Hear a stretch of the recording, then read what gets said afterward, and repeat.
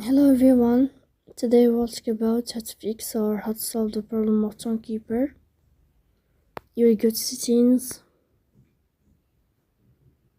In this page you can click on apps, default apps, app settings.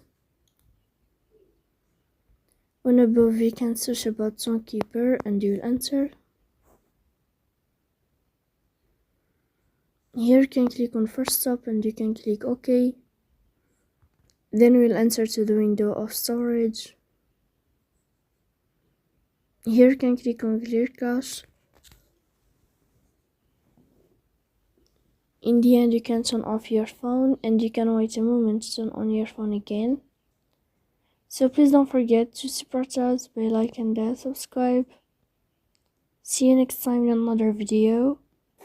And thank you for your attention and your watching.